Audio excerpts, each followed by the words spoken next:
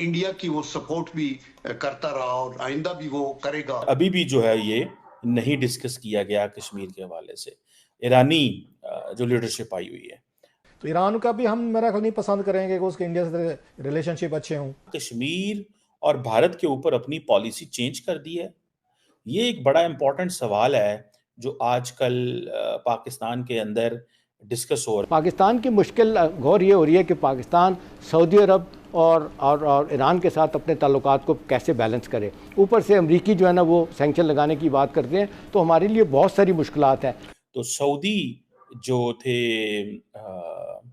आए हुए थे फॉरेन मिनिस्टर, तो तब भी कहा जा रहा है कि कुछ डिस्कस इस तरह नहीं किया गया कश्मीर के हवाले से। तो हमारा तो ये मिजाज है कि हम तो दोस्तों से नाराज़ हो जाते हैं, कोई अगर इंडिया के साथ इस पोजीशन में हो भी सही कि हमारे काल को तल्लुकात वो ठीक करा सकता हो या अपना क्लाउड यूज़ कर सकता हो, तो हमारे अंदर तो इतनी माशाल्लाह वो नहीं है, समझदारी नहीं है। हम तो बिल्कुल रिश्तेदारों और दोस्ती वाले तल्लुकात रखते हैं कि रिश्तेदार जैसे हमारे साथ है वो दुश्मनी भाई। को पता है कि सऊदीज भी अब वो नहीं रहे।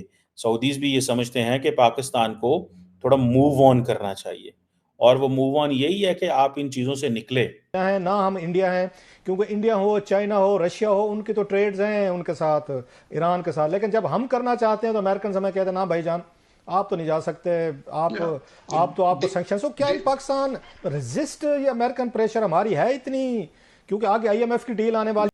पाकिस्तानी बड़े खुश हो रहे हैं कि ईरान इन्वेस्ट करेगा पाकिस्तान के अंदर। कर भी सकता है, मैं मना नहीं कर रहा, हो भी सकता है इन्वेस्टमेंट। तो ये ईरान को पापा पापा कह के ईरान के पीछे पड़े हुए हैं।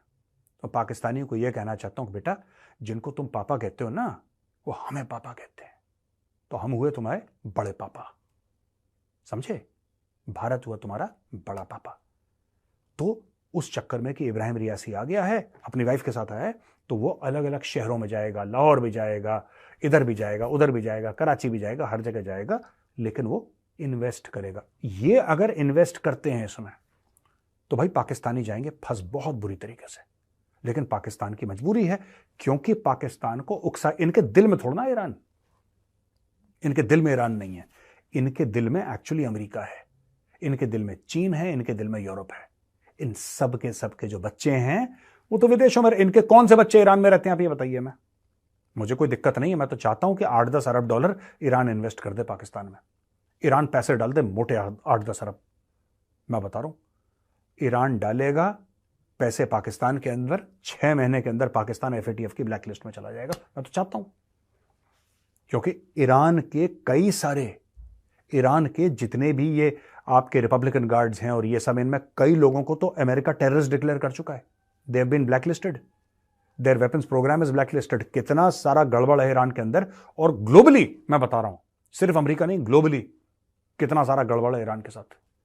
भाई साहब, अगर आप ईरान जाते हैं और एक बार ईरान का पासपोर्ट का ठप्पा आप में लग जाता है ना, तो आपको वेस्टर्न कंट्रीज में ट्रैवल करने में बड़ी दिक्कत हो जाती है। आपसे 4 सवाल लोग और पूछ लेते हैं कि कहां से आ रहे हो। तो भाई moral of the story is this, कि मैं चाहता हूं कि ईरान खोल के इन्वेस्ट करे पाकिस्तान में, खोल के इन्वेस्ट करे। ये पुल भी बना दे, सड़क भी बना दे, ईरानी पैसा आए। एक बार ईरानी पैसा आएगा जो कि ब्लैक लिस्टेड पैसा है। रिसेंटली अगर आपको याद हो तो सऊदी जो थे आए हुए थे फॉरेन मिनिस्टर, तो तब भी कहा जा रहा है कि कुछ डिस्कस इस तरह नहीं किया गया कश्मीर के हवाले से। और अभी भी जो है ये नहीं डिस्कस किया गया कश्मीर के हवाले से। ईरानी जो लीडरशिप आई हुई है, इसकी क्या वजूहात हैं, ये क्या है, ऐसा क्यों हो रहा है? क्या पाकिस्तान ने अपनी पॉलिसी बदल ली है? मिसाल के तौर पे ये तो कहा गया है कि ईरानी सदर ने ये कहा है कि पाकिस्तान और भारत ईरान का जो ट्रेड वॉल्यूम है वो तो बहुत कम है, इसको तो कम से कम 10 अरब डॉलर होना चाहिए। तो टेक्निकली तो पाकिस्तान और ईरान का जो ट्रेड वॉल्यूम है वो $2 बिलियन है, और चाहते हैं हम 10 अरब डॉलर हैं। सुनने में ये आ रहा है कि जो पाकिस्तान की जो इनफॉर्मल ट्रेड है ईरान के साथ, वो तकरीबन 5 से 6 अरब है। सो वो कह रहे हैं कि ये जो ट्रेड वॉल्यूम है ये एक्सेप्टेबल नहीं है, मतलब ज़्यादा तजारत होनी चाहिए। और ये किस तरह ज़्यादा तजारत हो सकती है, क्या हम कर सकते हैं, क्या ऐसी पोटेंशियल्स हैं, क्या हमारी कैपेबिलिटी है हमने तो चीन के साथ नहीं बायलैटरल ट्रेड इतनी की जितनी ईरान हमसे एक्सपेक्ट कर रहा है। शायद उसकी वजह यही है कि हमारी वो कैपेसिटी नहीं है। सुनने में ये भी आया कि जी ये जो फ़लस्तीन के हवाले से थोड़ी बातें हुई हैं, लेकिन कोई लंबी चौड़ी कोई ऐसी बात कश्मीर पे नहीं डिस्कस हुई, ज़्यादा इकोनॉमी पे हुई है। मैं तो वैसे इसको बड़ा इनकरेजिंग स्टेप समझता हूँ। मैं इसको बिल्कुल कमज़ोरी नहीं समझता। अगर ठीक है जी, पाकिस्तान हाईलाइट करता रहता है कश्मीर को, क्योंकि अब होता ये है ना कि जहाँ पे इज़राइल की बात आएगी या गज़ा की बात आएगी, तो ये कैसे मुमकिन है कि पाकिस्तान ना डिस्कस करे, ठीक है जी। सो ईरान नहीं डिस्कस कर रहा, ठीक है जी। ईरान ने कश्मीर का मेंशन नहीं किया प्रेस स्टेटमेंट के दौरान। पाकिस्तान ने कश्मीर का मेंशन किया है, ठीक है जी। सो लेट्स सी इसमें क्यों हमारी जो हुकूमतें हैं वो क्या ऐसा तसव्वुर कर रही हैं, ऐसा क्या सोच रही हैं कि वो समझती हैं कि भैया छोड़ें आप कश्मीर के मसले को। जो भी हुकूमतें पाकिस्तान में आ रही हैं, जो भी लीडरशिप पाकिस्तान के अंदर आती है, आपको पता है कि सऊदीज़ भी अब वो नहीं रहे। सऊदीज़ भी ये समझते हैं कि पाकिस्तान को थोड़ा मूव ऑन करना चाहिए, और वो मूव ऑन यही है कि आप इन चीज़ों से निकलें। आप ये उन कॉन्फ्लिक्ट से निकलें जो आपको कुछ दे नहीं रहे, ठीक है। सो अब पाकिस्तान जो है वो ज़रूर ये सोच रहा है कि ये आइसोलेशन जो है इसका फ़ायदा उठाया जाए, और वो ये आइसोलेशन ये है कि ठीक है अपने दोस्त ममालिक को तंग न किया जाए, क्योंकि आप अगर अपने दोस्त ममालिक को तंग करेंगे इस चीज़ के अंदर, आप अगर अपने दोस्त ममालिक को तंग करेंगे इस चीज़ के अंदर, तो फिर मसला तो होगा। दोस्त ममालिक समझेंगे कि ठीक है हमें जिसे कहेंगे ना कि क्यों बार-बार इम्तिहान में डाला जाता है। ये पाकिस्तान के दोस्त ममालिक के मसले मसाइल ज़रूर मौजूद हैं। वो कहते हैं कि हमें ना मुश्किल में डालें, और आप इंडिया से अपने ताल्लुकात ठीक करें।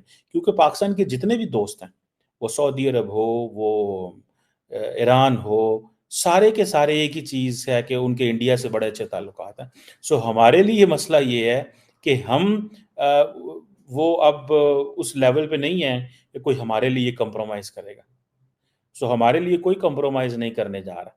सो हमें इन चीज़ों को महसूस करना है, करना पड़ेगा कि अपनी जब तक इक्तिसादियात को ठीक नहीं करेंगे, इकोनॉमिकली जब तक हम ठीक नहीं करेंगे, मैं समझता हूँ अभी ईरान के सदर आए हुए हैं, तो क्यों हमारे लोगों को ऑन अराइवल वीज़ा नहीं है?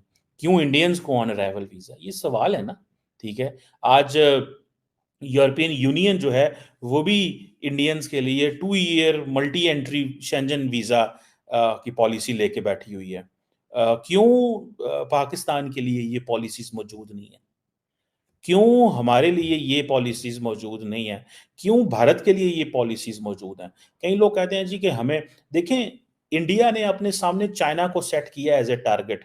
एक वक़्त था इंडिया ने पाकिस्तान को टारगेट सेट किया था। अभी तो नरेंद्र मोदी पाकिस्तान को कहते हैं ना, देखो जी ये क्या मुल्क है, ये तो आटे के लिए ढूँढ रहा है। ये तो आटा ढूँढ रहा है, ठीक है ना? वो हमें क्रिटिसाइज़ करते हैं, वो हमें अपने लोगों को बताते हैं देखो कि आइडिया ऑफ इंडिया कामयाब है। असल में तो वो यही बात कर रहे हैं ना। सो हमें इस चीज़ को साबित करना है कि जो आइडिया ऑफ पाकिस्तान है, वो कितना ज़्यादा ज़बरदस्त परफ़ॉर्म कर रहा है। सो आइडिया ऑफ पाकिस्तान और जो आइडिया ऑफ इंडिया का जो मुकाबला है, वो आजकल इकोनॉमिक टर्म्स के अंदर है।